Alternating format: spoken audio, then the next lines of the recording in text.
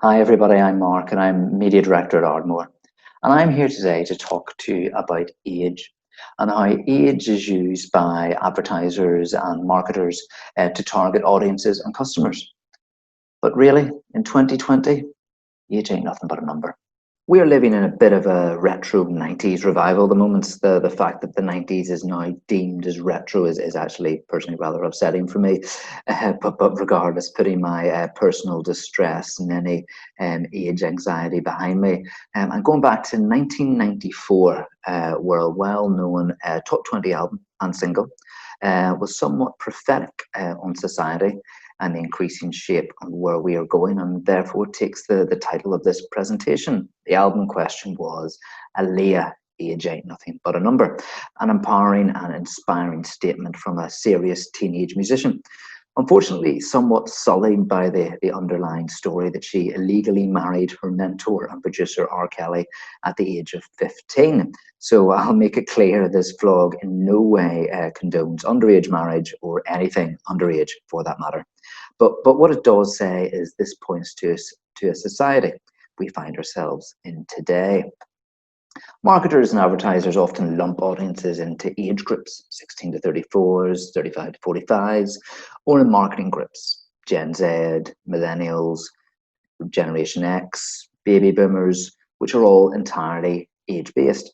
These age ranges can vary a little, but as this version you can see on screen clearly puts me in the millennial bracket. It's obviously the most correct, but this neat packaging is really rather simplistic, assuming that the age of a person defines them, particularly age brackets in excess of a decade. And this has been demonstrated using TGI UK data, taking these groups based on their age ranges only, and examining their levels of similarity based on their lifestyle statements.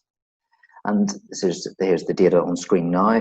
But what it shows is that there are indeed levels of similarity and cohesion, but these are ultimately quite minor and possibly largely incidental, particularly amongst the youngest cohort, Gen Z.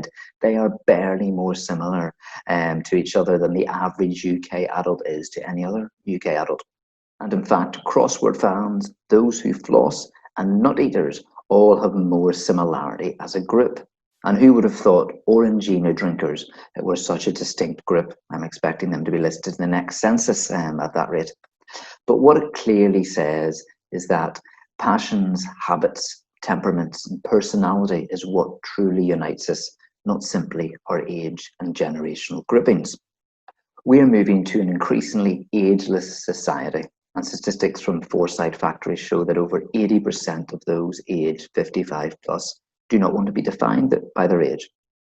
And this movement to an increasingly ageist society is driven and facilitated by technology. This is partially at least demonstrated in the boom in online shopping. Changes and transformations which would have taken years occurred over a matter of weeks as we accelerated our digital living due to COVID and lockdown. And this acceleration was most prevalent in those older audiences. At Waitrose, the biggest shift to online was amongst their 55 plus group, trebling in size. And taking a wider snapshot across all online grocery spend, it has almost doubled year on year amongst 65 plus groups. Online shopping is clearly prevalent across all ages of society, not just millennials or Generation Z.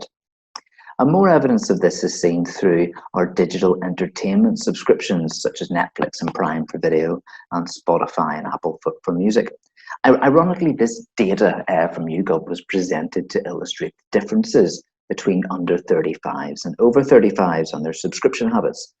But to me, it actually does the opposite and shows how similar this arbitrary age bracket actually is, with both age groups having just over 2 subscriptions in April this year. Over 35s 2.11 and under 35s a bit more at 2.47. And this gap has in fact narrowed by July of this year, with under 35s decreasing their subscriptions on average and over 35s increasing theirs very slightly. Similarly, Ofcom has done the same thing in their Media Nations report, which has been recently released, illustrating changes in online video viewing habits.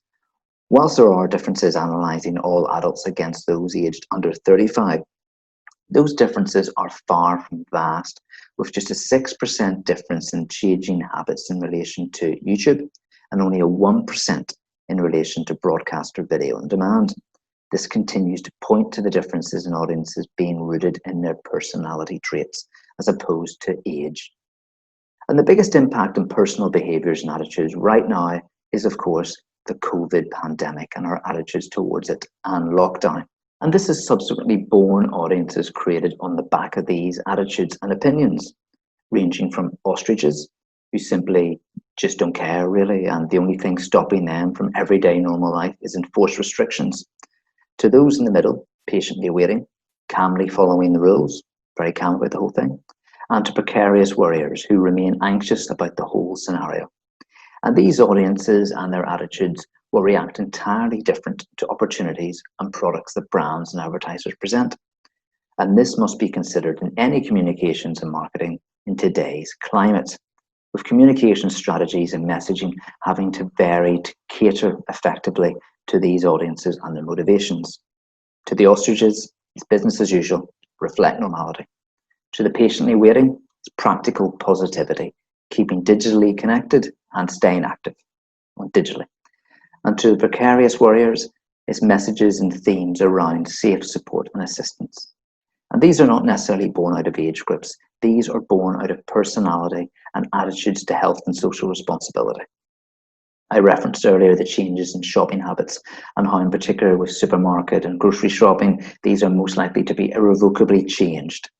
But again, these changes will be mostly affected by attitudes to the pandemic. The precarious warriors will certainly be continuing with their online habits, but the ostriches will be back in store or certainly going back to their preferred habits.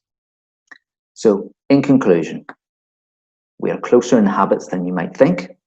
This closeness has been largely driven by technology and its increasing accessibility. COVID has accelerated these changes, not revolutionized. It has brought us on the journey quicker. And of course, don't define by age, because age ain't nothing but a number. Thank you all very much for tuning in and for staying with me to the end. You are clearly in the post-COVID audience category of the patiently waiting, and for that, I congratulate you. Thank you very much. Bye for now.